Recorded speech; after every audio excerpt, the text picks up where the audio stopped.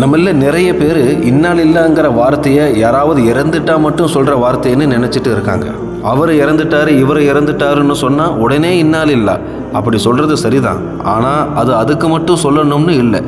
அல்லாஹ் சொல்கிறான், இன்னாலில்லா எப்போ சொல்லணும், யார் சொல்லுவாங்கன்னு குர்ஆனில் சொல்கிறான். நிச்சயமாக நாம் உங்களை பயத்தை கொண்டு சோதிப்போம், பசியை கொண்டு சோதிப்போம், பொருளாதாரத்தில், உயிர்களில், உங்களுடைய விளைச்சல்களில் நஷ்டத்தை இழப்பை ஏற்படுத்தி சோதிப்போம்னு சொல்கிறான்.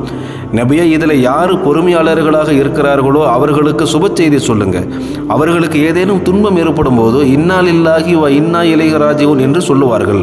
அவர்கள்தான் அல்லாஹ்வினிடத்தில் ரஹமத்தையும் கிருபையும் பெற்று நேர்வழி அடைந்தவர்கள்னு அல்லாஹ் ரப்புல் ஆலமீன் சொல்கிறான். அப்போது இன்னாலில்லாங்கிற வார்த்தை ஒருத்தர் இறந்தால் மட்டும் சொல்லணும்னு இல்லை. உங்களுக்கு என்ன கஷ்டம் வந்தாலும் நஷ்டம் வந்தாலும் சொல்லணும். ஒரு பொருள் காணாமல் போனாலும் சொல்லணும், உடைஞ்சாலும் சொல்லணும், விபத்து ஏற்பட்டாலும் சொல்லணும், கரண்ட்டு போனால் கூட நீங்கள் சொல்லணும்.